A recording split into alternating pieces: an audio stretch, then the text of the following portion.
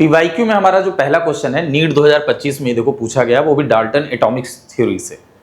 Dalton के atomic theory से question आया है, सिंपल सा क्वेश्चन है, थ्योरेटिकल बेस है और बिल्कुल रीसेंट पूछा गया है। तो ऐसे टॉपिक को इग्नोर नहीं किया जा सकता है। ये सब सिंपल थ्योरी वाले टॉपिक्स होते हैं, लेकिन क्वेश्चन कभी ना कभी पूछ ही देता है। कह रहा कौन से लॉ को एक्सप्लेन नहीं कर पाता। लॉ ऑफ कॉम्बिनेशन हम लोग ने पढ़ा है, आज 5 लॉ पढ़ा है, उसमें से यहाँ 4 ऑप्शन में दे रखा है। तो अगर मैं पहले ही ऑप्शन चेक करूं, लॉ ऑफ गैसियस वॉल्यूम, तो आपने गैसियस वॉल्यूम के लॉ में क्या पढ़ा था कि अगर गैसियस रिएक्शन में जैसे हाइड्रोजन गैस हो गया और Cl2 गैस हो गया और ये रिएक्ट करके HCl गैस बनाते हैं, गैसियस प्रोडक्ट भी बना रहे हैं, तो मतलब वो सिंपल रेशियो में कंबाइन होते हैं। ठीक है, ये गैसियस लॉ था। लेकिन डाल्टन ने क्या बोला था कि ना तो एटम जुड़ते हैं ना तो एटम रिएक्शन के अंदर टूटते नहीं हैं। और गैस के बारे में उन्होंने कोई इंफॉर्मेशन नहीं दिया था, क्योंकि जनरली जो गैस होते हैं वो मॉलिक्यूल के ही फॉर्म में पाए जाते हैं नेचर में। यानी जब हम रिएक्शन कराते हैं, मोस्ट ऑफ गैसेस जो होते हैं वो मॉलिक्यूल के फॉर्म में होते हैं, ना कि एटम के फॉर्म में होते हैं। तो डाल्टन्स की थ्योरी में कहीं पर भी गैसियस रिएक्शन को लेकर के कोई एक्सप्लेनेशन नहीं था।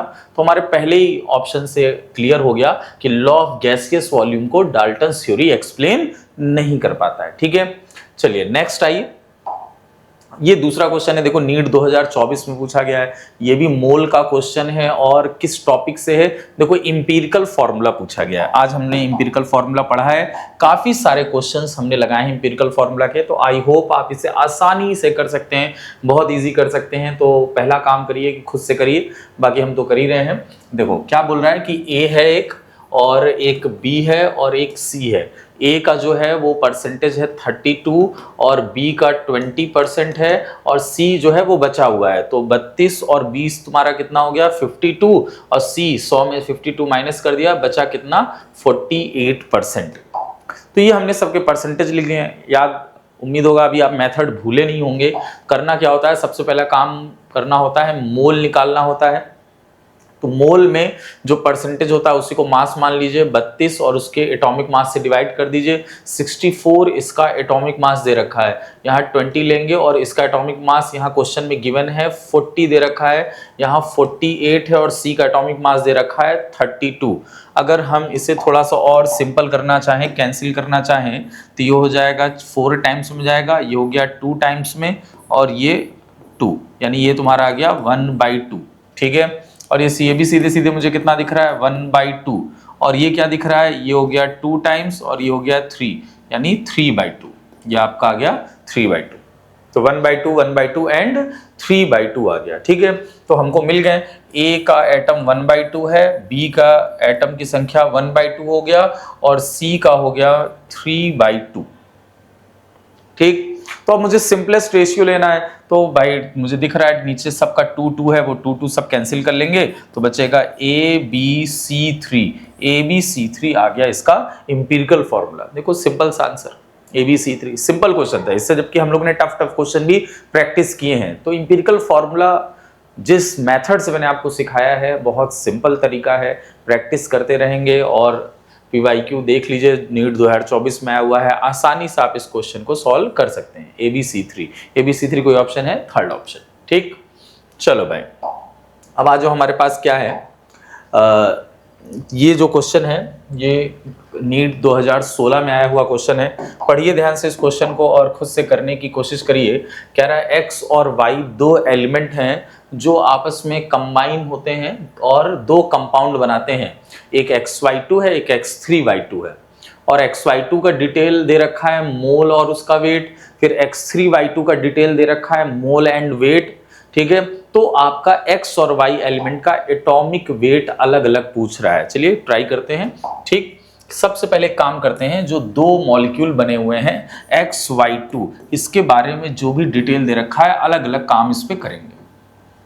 ठीक, क्या दे रखा है, XY2 का मोल दे रखा है, कितना मोल दे रखा है, इसका मोल दे रखा है 0.1। ठीक, और इसका मास कितना दे रखा है, इसका मास दे रखा है आपका 10 ग्राम। ठीक है, अब इससे इस इंफॉर्मेशन से हम क्या और पता कर सकते हैं, तुम्हें पता है मोल का फॉर्मूला क्या होता है, mole equal to mass upon molar mass. 10 divided by molar mass करिए। अच्छा मोलर मास तो मुझे नहीं पता है, मोलर मास कैसे निकालते हैं?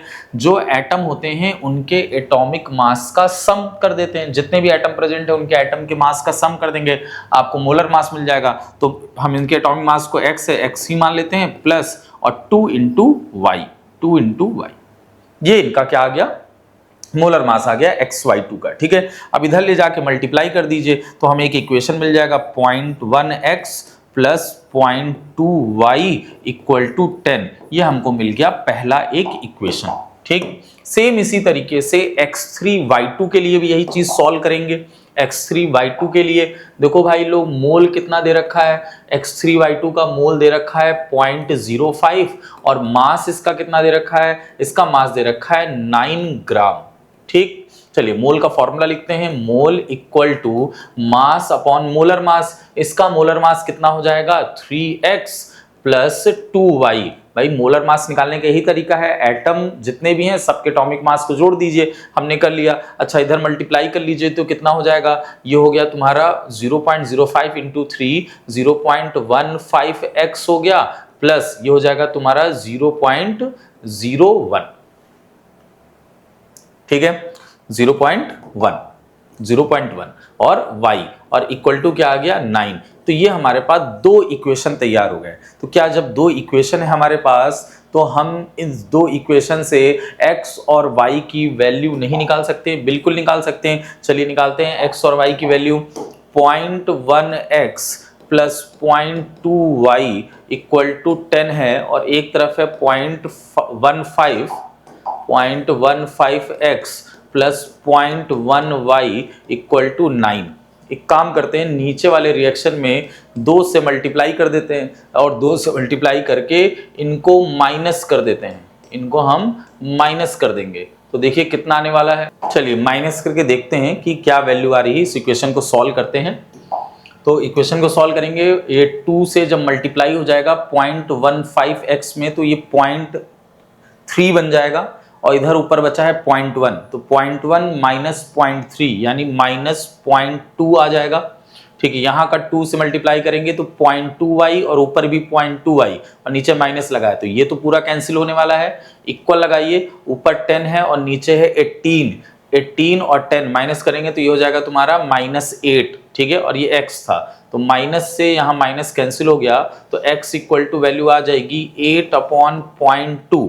ठीक है, इसको और सॉल्व करेंगे तो ये हमारा बन जाएगा 80 डिवाइडेड बाई 2 और ये कैंसिल होकर के आ गया 40, यानी x का एटॉमिक मास 40 आ रहा है। तो x और y का एटॉमिक मास पूछा है, यानी पहले x का एटॉमिक मास लिखा होगा ऑप्शन में। तो अगर मैं देखूं तो पहला ही ऑप्शन से क्लियरिटी मिल गई, यही होने वाला है क्योंकि 40 किसी और ऑप्शन में नहीं लिखा है। तो हम इस तरह से ऑप्शन भी एलिमिनेट कर सकते हैं। अब मुझे y चेक करने की जरूरत नहीं है, हमारा a यानी फर्स्ट ऑप्शन हो जाएगा, लेकिन फिर भी हम लोग y चेक करके देखेंगे। ठीक, तो बहुत सिंपल सा काम किए हैं कि mole equal to mass upon molar mass किया है, बस दो इक्वेशन बनाया है। दो इक्वेशन आपको सॉल्व करना है, अलजेब्रिक यहाँ सॉल्व किया गया है। एक वैल्यू तो कैंसिल करना ही पड़ता है, इसलिए हमने नीचे वाली रिएक्शन में 2 से मल्टीप्लाई करके माइनस कर दिया है। ठीक है, अब x की वैल्यू किसी भी इक्वेशन में रख लीजिए, आपका y निकल करके आ जाएगा। चले पहले इक्वेशन में रख लेते हैं। क्या हो गया? 0.1 इंटू हमारे पास क्या है 40 प्लस 0.2 y इक्वल टू 10, तो ये आ जाएगा 4 प्लस 0.2 y इक्वल टू 10। अगर हम 4 को इस साइड भेज देंगे तो ये सॉल्व होकर के आ जाएगा 6, तो 0.2 y इक्वल टू 6, तो y इक्वल टू कितना आ जाएगा 6/0.2, यानी हो गया तुम्हारा 60 डिवाइडेड बाई 2 यानी 30। आप देख रहे हैं 30 आया हुआ है, तो ये y का एटॉमिक मास आ गया। ठीक है, तो सिंपल ही क्वेश्चन था। अगर आप प्रैक्टिस करेंगे, बेसिक कॉन्सेप्ट को जानते रहेंगे तो आप आराम से क्वेश्चन कर लेंगे। इसीलिए पीवाईक्यू वगैरह करते रहना चाहिए, हमें आइडिया लगता है कि किस तरह का क्वेश्चन आ रहा है। ठीक, नेक्स्ट हमारा क्वेश्चन जेईई मेंस 2025 में पूछा गया है। ये भी देखो इंपीरिकल फार्मूला और मॉलिक्यूलर फार्मूला की बेस पर है, तो फटाफट करते हैं। आपको पता है कि इंपीरिकल फार्मूला कैसे निकाला जाता है। CHO 3 एलिमेंट दे रखे हैं, इनके परसेंटेज में वैल्यू दे रखा है, तो तुम्हें पता है कि इसको मास मान लेना है सीधे, और आपको एटॉमिक मास से डिवाइड करके सबसे पहला काम है मोल निकालना। तो देखो डायरेक्ट करते हैं, क्योंकि बहुत सारे क्वेश्चन इस टाइप के कर लिए गए हैं। 12 जब इससे कैंसिल आप करेंगे तो ये अप्रॉक्स वैल्यू मेरे ख्याल से आने वाली है 4.5 के समथिंग में, और हाइड्रोजन का 1 होता है एटॉमिक मास, तो ये तो 9.2 आ जाएगा, और ऑक्सीजन का होता है 16। ये भी अप्रॉक्स वैल्यू जब आप सॉल्व करेंगे तो मेरे ख्याल से 2.2 समथिंग आएगा। ठीक है, मैं पहले ही बता चुका हूं अप्रॉक्स वैल्यू लेके ही सॉल्व कर लिया जाता है इंपीरिकल फॉर्मूला निकालते वक्त, क्योंकि लास्ट में तो मुझे सिंपलेस्ट रेशियो ही लेना होता है। ठीक है, तो इतना काफी आइडिया लग जाता है कि कितना आने वाला है। ठीक है, नेक्स्ट क्या करते हैं, जब मोल निकाल लेते हैं तो अगर आपको सिंपलेस्ट रेशियो नहीं मिल पाया है तो सबसे पहले आप काम करेंगे, जो सबसे छोटी वैल्यू है उसे डिवाइड करना स्टार्ट कर दीजिए। तो 4.5 डिवाइडेड बाई 2.2, यहाँ 9.2 डिवाइडेड बाई 2.2, यहाँ भी 2.2 डिवाइडेड बाई 2.2। ये मुझे लग रहा है कि अप्रॉक्स ये 2 टाइम्स में जाएगा, ये अप्रॉक्स आपका 4 टाइम्स में, और ये लग 1। ठीक है, तो मेरा इंपीरिकल फॉर्मूला तो रेडी हो चुका है। इंपीरिकल फॉर्मूला क्या है कि कार्बन के मुझे कितने एलिमेंट मिल रहे हैं, 2, हाइड्रोजन के 4 और ऑक्सीजन के 1। तो इंपीरिकल फॉर्मूला आपका निकल करके आया है C2H4O। ये आपका आ गया इंपीरिकल फॉर्मूला। लेकिन क्वेश्चन में कहीं भी आपसे इंपीरिकल फॉर्मूला तो नहीं पूछा है ना, क्या पूछा है आपसे, मॉलिक्यूलर फॉर्मूला पूछा हुआ है भाई। तो मॉलिक्यूलर फॉर्मूला निकालने के लिए आपको n चाहिए होता है, n।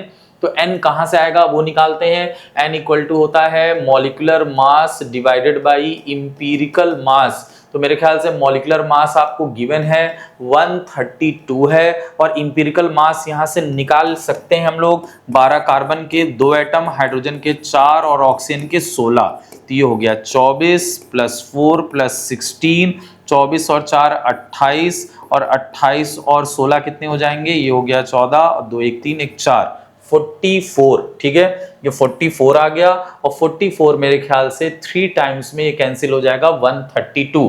तो n की वैल्यू मिल गई 3। जब n की वैल्यू 3 मिल गई तो मॉलिक्यूलर फॉर्मूला कैसे निकलता है, n into empirical formula. Empirical formula है C2H4O, और n की वैल्यू है आपकी 3। तो C2H4O इनके एटम में मल्टीप्लाई कर दीजिए, C6 हो जाएगा, H12 हो जाएगा, O3 हो जाएगा, C6H12O3। कोई ऑप्शन दिख रहा है जी, ऑप्शन नंबर 3। ठीक है, तो इंपीरिकल फॉर्मूला के बेस पर जेईई मेंस का क्वेश्चन था जो इजीली सॉल्व हो चुका है। आइए अब अपने अगले सेक्शन की तरफ, असर्शन रीजन। अच्छा, ऐसा नहीं है कि सिर्फ इतना ही पीवाईक्यू है, और भी कुछ क्वेश्चन इंपीरिकल फॉर्मूला से रिलेटेड आए हुए हैं, लेकिन वो सब आपको असाइनमेंट में करना होगा, सब मैं ही करा दूंगा, तो फिर आपकी प्रैक्टिस कैसी हो पाएगी। ठीक है, तो कुछ क्वेश्चन छोड़ देते हैं पीवाईक्यू के, जिससे आप असाइनमेंट में वो मिल जाएगा, वहां आप प्रैक्टिस करेंगे। ठीक है, आइए असर्शन रीजन करते हैं। देखिए ये भी थ्योरेटिकल क्वेश्चन से आया हुआ है कि the ratio of volume of NH3HCl and NH4Cl is to 1:1:1 in the reaction. ये वही है लॉ ऑफ गैसियस वॉल्यूम वाला लॉ से ये हो जाएगा, लेकिन मैंने कहा था कि वो अप्लाई तब होता है, सिंपलेस्ट रेशियो तब लिया जा सकता है जब वो गैसियस रिएक्शन हो, सभी गैस हो। ये गैस है, ये गैस है, लेकिन देखो अमोनियम क्लोराइड का फेज लिखा हुआ है सॉलिड, चुपचाप कोने में लिख दिया। अगर इतना इंफॉर्मेशन नहीं चेक कर पाएंगे तो क्वेश्चन गलत हो जाएगा। आपको लगेगा भाई 1:1 का ही तो रेशियो है, 1 इसके मॉलिक्यूल है, 1 इसका मॉलिक्यूल है, 1 इसका मॉलिक्यूल है, 1:1:1 कर दिया, और देखते ही कह दिया कि भाई स्टेटमेंट सही है। लेकिन ये सॉलिड है, सॉलिड है तो भैया ये गलत हो गया। सही रेशियो आएगा 1:1:0, क्योंकि सॉलिड का नहीं शामिल करते हैं, सिर्फ गैस का होना चाहिए, इसलिए पहला वाला स्टेटमेंट गलत है, फॉल्स। ठीक है, नेक्स्ट आइए, Gay-Lussac law deals with gaseous reactants and product only. बिल्कुल सही बात है, जो गे-लुसॉक लॉ है वही तो है लॉ ऑफ गैसियस वॉल्यूम। ठीक है, वो सिर्फ और सिर्फ गैसियस रिएक्टेंट और प्रोडक्ट में ही डील करता है, उसी के लिए एप्लीकेबल है। तो ये वाला स्टेटमेंट हमारे लिए क्या हो गया, ट्रू हो गया। ठीक है, चलिए नेक्स्ट असर्शन रीजन पर आते हैं। अच्छा, जब एक फॉल्स है एक ट्रू है तो करेक्ट एक्सप्लेनेशन वाली कोई बात नहीं है। ये देखिए अगला question, the empirical mass of ethene is half of its molecular mass. चलिए इंपीरिकल फॉर्मूला पहले बनाते हैं इथीन का। इथीन होता क्या है, C2H4 को इथीन बोलते हैं। ठीक है, C2H4 यानी ये होता है CH2 डबल बॉन्ड CH2। देखो डबल बॉन्ड है ना, इसलिए ईन है। तो ये तो मॉलिक्यूलर फॉर्मूला हो गया इथीन का। अगर हम इंपीरिकल फॉर्मूला बनाएं तो क्या कॉमन निकल रहा है, 2 कॉमन निकल रहा है। 2 कॉमन लेंगे यानी 2 से कैंसिल करेंगे, सिंपल रेशियो, तो ये CH2 हो गया। तो बिल्कुल हाफ ही तो बना, C2H4 है और नीचे CH2 है। तो यहीं से आइडिया लग जा रहा है कि भाई जो इंपीरिकल मास निकलेगा वो मॉलिक्यूलर मास का आधा ही तो होगा। निकाल लो, इसका मास निकालो, कार्बन 12 और 2 हाइड्रोजन के कितने हो गए, 14 आ रहा है इंपीरिकल मास। अब मॉलिक्यूलर मास आपको निकालना होगा, निकालो इस फॉर्मूले से, 12 और 2 मल्टीप्लाई करोगे 24 आ गया, और हाइड्रोजन के 4, 24 4 28, 14 दूनी 28। देखो डबल हो रहा है कि नहीं डबल हो रहा है। तो जो इंपीरिकल मास है उसका डबल मॉलिक्यूलर मास है, यानी स्टेटमेंट जो है बिल्कुल सही लिखा हुआ है। इंपीरिकल मास का डबल है मॉलिक्यूलर मास, ठीक है, एकदम स्टेटमेंट सही लिखा हुआ है, ये स्टेटमेंट ट्रू हो गया। ठीक, चलिए दूसरा स्टेटमेंट आता है, कह रहा है empirical formula represent the simplest whole number ratio of various atoms present in compound. Compound में जितने भी डिफरेंट टाइप के एटम प्रेजेंट है उसका सिंपलेस्ट होल नंबर रेशियो बताता है इंपीरिकल फॉर्मूला। बिल्कुल सही है, हमने 2 कॉमन लिया यानी एक होल नंबर आया 2, उसी के रेशियो में हमारा इंपीरिकल फॉर्मूला बन पाया है। यानी लास्ट वाला ऑप्शन भी, लास्ट वाला स्टेटमेंट भी हमारा क्या है, ट्रू है। और ये बिल्कुल इसको करेक्ट एक्सप्लेन कर रहा है। इसलिए अक्सर असर्शन रीजन का जो पहला ऑप्शन होता है, ए वाला ऑप्शन, कि करेक्ट एक्सप्लेनेशन भी बता रहा है, करेक्ट एक्सप्लेनेशन। ठीक, चलो भाई अगले सेगमेंट पर आते हैं। असर्शन रीजन के बाद हमारे पास है मैट्रिक्स टाइप का, ठीक है, मैचिंग टाइप वाला, कॉलम वाला। बहुत सिंपल है, देखिए एक बार ट्राई करके देखिए, आप खुद से देखिए। लिस्ट 1 में कुछ स्टेटमेंट्स लिखे गए हैं और लिस्ट 2 में लॉ ऑफ कॉम्बिनेशन, वो जो कॉम्बिनेशन वाला लॉ है वो सब है। देखिए कौन किसके साथ मैच कर रहा है। हम देखेंगे कि मैग्नीशियम को जलाने पर हवा में अगर जल रहा है तो total mass of reactant equal to the total mass of product. ये तो साफ साफ दिख रहा है, मास को ना तो क्रिएट कर सकते हैं ना तो डिस्ट्रॉय कर सकते हैं, केवल एक फॉर्म से दूसरे फॉर्म में कन्वर्ट कर सकते हैं। ये सीधे सीधे मैच कर रहा है किसके साथ, law of conservation of mass, यानी ए मैच कर रहा है सेकंड के साथ। अब आ जाइए बी का, water form different sources always contains hydrogen and oxygen in a 1:8 mass ratio। याद करिए मैंने आपको क्या बताया था, वाटर कहीं का भी ले रहे हो, ठीक है, नल का पानी ले रहे हो, समुद्र का पानी ले रहे हो, झील का ले रहे हो, तालाब का ले रहे हो, या वाटर को कहीं से बना भी रहे हो, रेनी वाटर हो, टैप वाटर हो, कहीं का भी पानी हो, लेकिन पानी में फिक्स्ड रेशियो, हाइड्रोजन के 2 एटम, ऑक्सीजन का 1, यानी मास का रेशियो निकालेंगे वो आता है 2:16, उसे सिंपल करके आ जाता है 1:8। और ये कौन सा लॉ था, डेफिनिट प्रोपोर्शन वाला लॉ। कौन सा है, थर्ड नंबर, तो बी का आ गया थर्ड नंबर। चलिए अब सी वाला देखिए, CO and CO2 formation from carbon and oxygen. जी, कार्बन मोनोऑक्साइड भी कार्बन और ऑक्सीजन के साथ बना है और कार्बन डाइऑक्साइड भी कार्बन एंड ऑक्सीजन से ही बना है। वो क्या शो करता है, simple whole number ratio by mass.